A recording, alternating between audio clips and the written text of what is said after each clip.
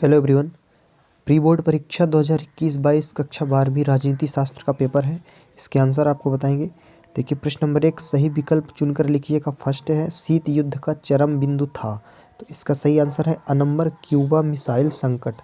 Second है Soviet संघ के अंतिम राष्ट्रपति थे, तो इसमें आपको टिक कर देना है स नंबर मिखाइल गोर्बाचोव। तीसरा प्रश्न है अमेरिका के किस राष्ट्रपति को शांति का नोबेल पुरस्कार प्रदान किया गया, तो इसका द नंबर सही है बाराक ओबामा।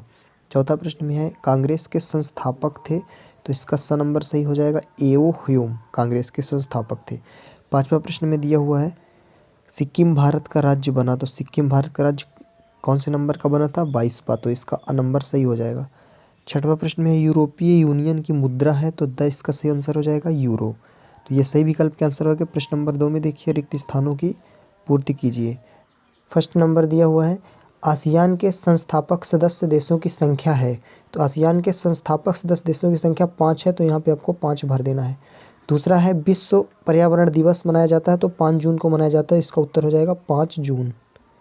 तीसरा है स्थापना के समय सार्क के सदस्य राष्ट्रों की संख्या थी, तो इसमें 7 हो जाएगा, इसका उत्तर हो जाएगा 7 थी। चौथा है यूनिसेफ का मुख्यालय कहाँ है, तो यूनिसेफ का मुख्यालय है न्यूयॉर्क में, तो यहाँ पे न्यूयॉर्क भर देना है, इसका सही उत्तर हो जाएगा न्यूयॉर्क। इसके आगे देखेंगे प्रश्न नंबर 5 स्वतंत्रता के समय भारत में देशी रियासतों की संख्या कितनी थी, यह बताना है आपको, तो 565 हो जाएगा, इसका उत्तर हो जाएगा 565, यहाँ पे आपको भर देना है।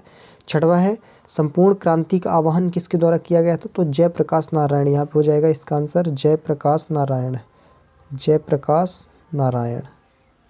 सातवां नंबर देख लीजिए ईवी रामास्वामी नायकर को किस नाम से जाना जाता है, तो पोरियर के नाम से, यहाँ पे हो जाएगा पोरियर, 7वें का उत्तर हो जाएगा पोरियर। प्रश्न नंबर 3 देख लीजिए सही जोड़ी बनाइए। सही जोड़ी बनाइए में 2 कॉलम दिए हुए हैं, कॉलम आ और कॉलम बा, इससे आपको मैच कराना है, उत्तर आपको सीधे सीधे ही लिखना है। पहला नंबर है सीटीबीटी निषेध संधि, तो इसको फा से मैच करा देना 1996 से। दूसरा है आसियान की स्थापना 1967 में हुई थी, तो दिया नहीं है, तो यहाँ पे आपको इसी मिला देना 1949 में। तीसरा है बोल्शेविक क्रांति, तो इससे हो जाएगा 1917। सोवियत संघ का अंत, इसका नंबर हो जाएगा 1991।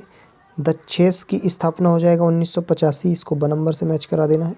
और छठवा दिया राज्य पुनर्गठन अधिनियम 1956 में हुआ था, तो इसका सही आंसर हो जाएगा स नंबर।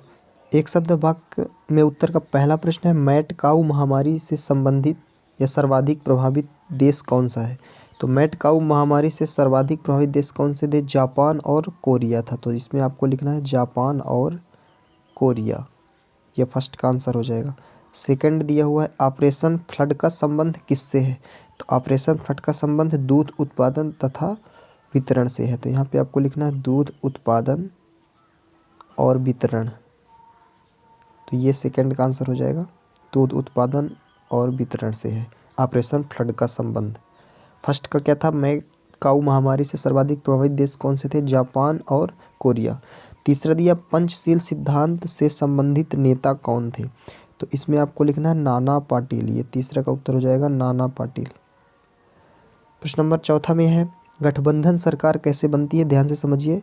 गठबंधन सरकार कैसे बनती है, जब किसी पार्टी को बहुमत नहीं मिलता तो कई पार्टियां आपस में मिलकर गठबंधन करती हैं, फिर सरकार बनाती हैं, तो इसको आप नॉर्मल तरीके से आप लिख सकते हैं कि जब किसी पार्टी को बहुमत नहीं मिलता, यहाँ पे आप लिखेंगे जब किसी पार्टी को बहुमत नहीं मिलता तो कई पार्टियां मिलकर गठबंधन करती हैं और उससे सरकार बनाती हैं, तो उसे गठबंधन सरकार कहा जाता है। पांचवा है वैश्वीकरण क्या है, इसका भी एक लॉन्ग आंसर है इसका, तो इसको आपको दिखा देते हैं, लेकिन उससे पहले छठवां और सातवां का देख लीजिए। अंतर्राष्ट्रीय न्यायालय का मुख्यालय कहाँ है, तो अंतर्राष्ट्रीय न्यायालय का मुख्यालय कहाँ है, हेग यानी नीदरलैंड में, हेग कोष्टक में आप लिख सकते हैं नीदरलैंड में हेग शहर जो है, तो अंतर्राष्ट्रीय न्यायालय का मुख्यालय। सातवां प्रश्न में है भारत में प्रथम आम चुनाव कब हुए थे, तो भारत में प्रथम आम चुनाव हुए थे 1952 में, तो 7वें का उत्तर हो जाएगा 1952। पहले आपको दिखा देते हैं वैश्वीकरण क्या है, इसका आंसर देख लीजिए। यहाँ पे आप देख सकते हैं वैश्वीकरण का अर्थ दिया हुआ है, आप जितना चाहे उतना लिख सकते हैं, तो आप यहाँ तक चाहे तो लिख सकते हैं कि वैश्वीकरण का अर्थ स्थानीय या क्षेत्रीय वस्तुओं या घटनाओं के विश्व स्तर पर रूपांतरण की प्रक्रिया से है। आप केवल यहीं तक लिख सकते हैं क्योंकि एक वाक्य में उत्तर है। इसके आगे भी आप चाहे तो लिख सकते हैं, इससे एक ऐसी प्रक्रिया का वर्णन करने के लिए प्रयुक्त किया जा सकता है जिसके द्वारा पूरे विश्व के लोग मिलकर एक समाज बनाते हैं तथा एक साथ कार्य करते हैं। यह प्रक्रिया आर्थिक, तकनीकी, सामाजिक और राजनीतिक ताकतों का संयोजन है। आप कहीं कभी एक वाक्य लिख सकते हैं, चाहे तो केवल यहीं तक लिख सकते हैं। इसके आगे देखेंगे प्रश्न नंबर 5 में सत्य असत्य बताइए। तो इसका पहला है प्रथम पृथ्वी सम्मेलन का आयोजन जापान में हुआ, तो ये असत्य हो जाएगा, पहले का असत्य है। दूसरा है 1962 के भारत चीन युद्ध के समय देश के जो रक्षा मंत्री थे बाबू जगजीवन राम थे, तो ये भी असत्य हो जाएगा, दूसरे का भी असत्य है और पहले का भी असत्य है। तीसरा में है 25 जून 1975 को आपातकाल की घोषणा की गई, तो ये सत्य हो जाएगा, इसमें आपको सत्य लिख देना है। चौथा है जय जवान जय किसान का नारा लाल बहादुर शास्त्री ने दिया था, तो ये भी सत्य है, जय जवान जय किसान का नारा पूर्व प्रधानमंत्री जो थे लाल बहादुर शास्त्री उन्होंने दिया था। पांचवा RTI एक्ट 2005 में बना, तो इसमें भी सत्य हो जाएगा, ये आपके सत्य सत्य के पांचवे का आंसर हो गया। छठवा है नाटो सोवियत रूस का सैनिक संगठन था, तो ये असत्य है।